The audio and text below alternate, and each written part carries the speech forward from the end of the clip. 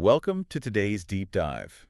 Wow, you sent us a ton of research on AI. It really is a lot to unpack. It seems like everyone's trying to figure out what's really going on, beyond all the hype. Yeah, it's a jungle out there for sure. Right. You've got people saying AI is going to solve all our problems, and then others saying it'll be a total nightmare. It's like this weird tug-of-war almost. Yeah, and honestly, even without the doomsday scenarios, there are some really complex issues we need to unpack. I mean, Okay, so no robot overlords taking over the world today. not today, no. Asking for a friend.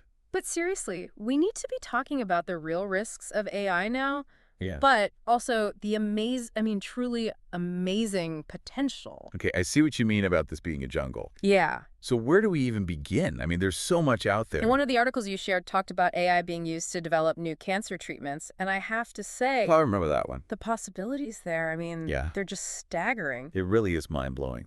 It really is. Imagine like targeted therapies, personalized medicine. Yeah, it's like something out of science fiction, but it's actually happening, like right now. Right. But then at the same time, that same article mentioned AI potentially automating away millions of jobs. Yeah, that one stuck with me too. And that's not science fiction. That's people's livelihoods. That's scary stuff. Absolutely. So It's like this weird balancing act, right? Incredible potential for good, but also the potential for major, major disruption. Exactly. And that tension, that back and forth between the benefits and the risks, that's what we need to really dig into. Okay, I'm starting to see why you call this a jungle. Yeah, it's a lot to unpack. So on the one hand, we've got potentially life-saving medical breakthroughs, Right, but on the other, we've got people worried about losing their jobs. for sure. How do we even begin to untangle all of that? I think a good place to start is with the anxieties around job displacement, because honestly, that's what a lot of folks are most worried about. Yeah, it's easy to get caught up in that robots are taking over narrative. Exactly. But it's more helpful to see it as a shift in the types of jobs that'll be in demand. Okay, so instead of thinking like robots are stealing our jobs, we should be thinking robots are changing what skills we need for jobs. Exactly. One of the articles you sent talked about how AI is already being used in fields like finance and law. Right, to automate tasks that used to take humans hours. Exactly, like analyzing legal documents or financial data, AI can do it way faster and more accurately. Yeah, and that one actually made me a little nervous, to be honest. I get that, but here's the thing. Okay. That doesn't mean we won't need lawyers or financial analysts anymore. It just means those roles will change, though. Evolve. Right, evolve. Yeah. We'll need people who can work with AI, who can make sense of the data it spits out, and who can apply their expertise in new ways. So less about AI replacing humans and more about AI, like enhancing what humans can do. I like that. Augmenting, it's about collaboration. Collaboration, yeah. And this isn't just for, fancy lawyers or whatever. That same article talked about how AI is being used in customer service and manufacturing, even in creative fields like music. Really? Wow. I hadn't even thought about that side of it. Oh, yeah. The creative application. It's everywhere. That's kind of exciting, actually. It is exciting, but it's also a little daunting because all this potential comes with a responsibility, right? To make sure AI is developed ethically and responsibly. Right. We can't get so caught up in all the cool things AI can do that we forget to think about the consequences of how we use it. Exactly. And that brings us to another big point of tension: bias. Right, because AI is only as good as the data it learns from. Exactly. Garbage in, garbage out, as they say. And if that data is biased, then the AI will be biased too. It can even make those biases worse. And we've already seen examples of that happening. Oh, absolutely. Like that article about AI being used in hiring. Oh, yes. It talked about how some algorithms were discriminating against women and people of color just because of the data they were trained on. Exactly. And that's a huge problem. It really is. Because if we're not careful, we could end up creating a world where AI actually makes inequality worse. That's a scary thought. It is. It highlights just how important it is to have diverse voices, diverse perspectives involved in building these AI systems from the very beginning. Couldn't agree more. We need to make sure these technologies are designed to benefit everyone, not just a select few. So it's about more than just preventing, like, the robot apocalypse, right? Right. It's about making sure that AI is a force for good, Absolutely. which means thinking critically about things like bias, ethics, social impact. Yes, 100%. It's about having these conversations, thinking about the good and the bad. Okay, we've touched on job displacement, Yeah. the issue of bias. But I really want to dig into some specific areas where AI is already having an impact. Yeah, let's do it. One that immediately comes to mind is healthcare. You mentioned those new cancer treatments earlier. Right, and that's where the potential benefits of AI are really tangible, I think. Okay, let's start there. So imagine a world where, Okay, so healthcare. Let's talk about that. One of the articles you sent mentioned AI analyzing medical images. right, like X-rays and mammograms. And it said that AI is actually better at it than human radiologists. Yeah, isn't that wild? It's mind-blowing. It really is. Like, how is that even possible? Well, the article mentioned a study where an AI system spotted early signs of lung cancer in CT scans. And you know what? What? The human radiologists had missed them. Wow. Early detection is so important for successful treatment. Of course. So the potential impact is huge. It really is. It's like having a second opinion, but from a superpowered computer brain. That's a good way to put it. And it's not just about images. AI is also being used to develop new drugs and therapy. Okay, now that is really exciting. Right. One of the articles talked about using AI to analyze huge databases of molecular structures. Yeah, to identify potential drug candidates. Exactly, for diseases like Alzheimer's and Parkinson's. Which, right now, we don't really have any effective treatments for. Exactly. So AI could hold the key. For finding cures. Yeah. It's almost too good to be true. Right. And even if we don't find cures right away, think about how AI could change how we manage chronic diseases. Okay, how? Imagine, like, AI-powered devices that monitor your vital signs constantly. Okay. They could spot tiny changes in your health, even alert your doctor before you realize something's wrong. That would be a game changer for so many people. Right.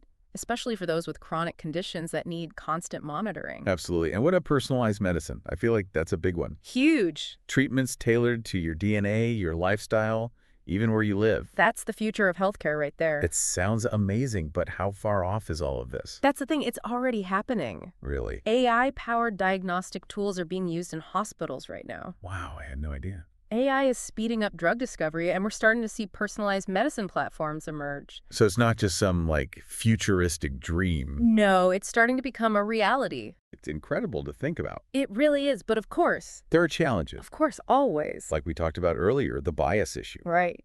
How do we make sure these algorithms, especially in healthcare, are free from bias? That is the million-dollar question, and honestly, it's something that researchers are really grappling with. Because it's high stakes, right?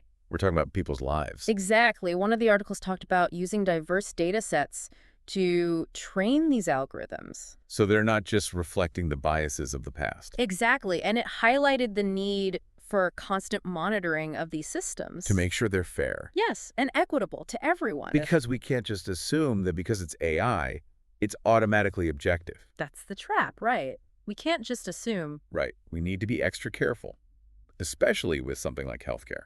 I completely agree. And it's not just about the tech itself, it's about the ethical frameworks. The regulations. Yes, and the conversations we have as a society. About how we want to use this technology. Exactly. Okay, healthcare is a big one. Huge. But it's not the only area where AI is going to have a big impact, right? Oh, absolutely not. What about education?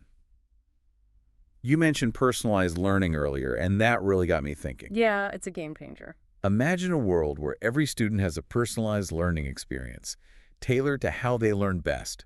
That's the dream. It's like having a personal tutor for every single student. And AI can make it happen by Right. analyzing how a student learns, figuring out where they're struggling, and then giving them custom feedback. So no more one-size-fits-all curriculum. No more, everyone learns at their own pace, in their own way. That's incredible. One of the articles talked about AI being used in math education.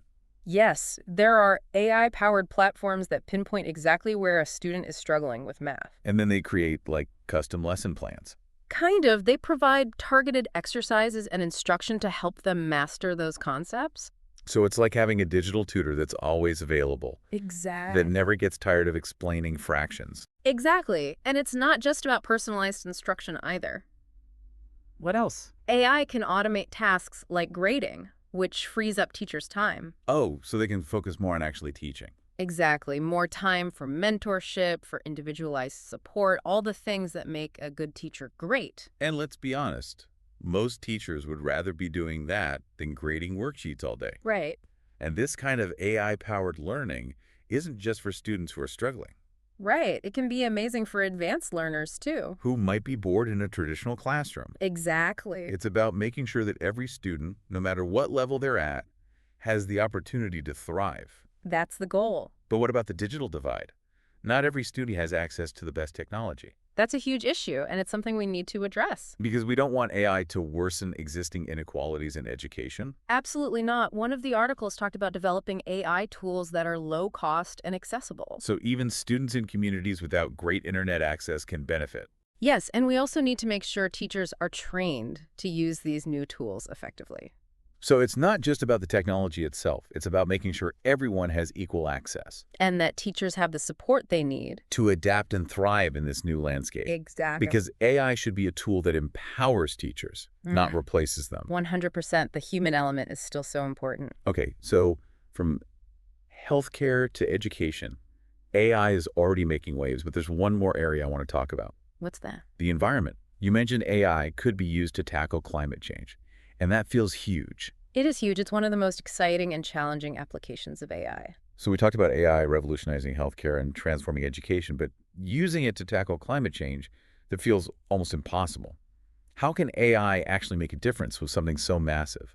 Well, it's all about using AI's ability to analyze data, huge amounts of data, and find patterns that we as humans might miss, you know? Yeah. Like one of the articles you sent talked about AI being used to build these super detailed climate models. Oh, right. That take into account everything, like ocean currents, deforestation rates. I mean, these models can give us a much clearer understanding of how the climate is changing. So it's like having this incredibly powerful prediction tool. Exactly. And those predictions help us develop strategies to deal with the changes, both in terms of mitigating further damage and adapting to the changes that are already happening. Okay, so it's not just about understanding the problem, it's about figuring out what to do. Exactly. And that's where AI gets really interesting because it can help us pinpoint the areas where we need to focus our efforts. Like You mean example? one of the articles talked about using AI to identify the populations and ecosystems that are most vulnerable to climate change. Oh, wow. So we can direct resources and support where they're needed most. That makes a lot of sense. Right. And it's not just about understanding the problem. AI can also help us actually develop solutions. Okay, how so? One area where we're seeing a lot of progress is renewable energy. Oh. Like one of your articles talked about how AI is being used to optimize the performance of solar panels. Oh, wow. To make them more efficient. Exactly. Make them better at capturing sunlight and turning it into energy. That's amazing. Right. And it's not just solar power. AI is being used to design more efficient wind farms to predict energy demand fluctuations, even to develop smart grids that can distribute energy more efficiently. So AI can help us make renewable energy sources more viable. More efficient, more affordable, and more accessible, and that's key to transitioning away from fossil fuels. It sounds like AI is this incredible tool that can help us understand, manage, even mitigate the effects of climate change. It has incredible potential, but like you said earlier, with any powerful tool, we need to be cautious about how we use it. What do you mean? Well, one concern is that focusing too much on technological solutions could distract us from the bigger systemic changes that need to happen. Oh, right. Like we can't just invent our way out of this problem. Exactly. We need to address things like overconsumption, unsustainable lifestyles, and the policies that perpetuate those things. So it's not an either-or situation. Exactly. It's not about technology or systemic change. We need both, and they need to work together. So AI can be a powerful ally in the fight against climate change, Absolutely. but it's not a magic bullet. Well said. It's going to take a multi-pronged approach to tackle this challenge. Okay, so we've covered a lot of ground in this deep dive on AI, We really have. from healthcare to education to the environment. And everything in between. It seems like AI is poised to have a major impact on every aspect of our lives, for better or for worse. That's the key point. It's up to us to decide how we want to use this technology to shape the future.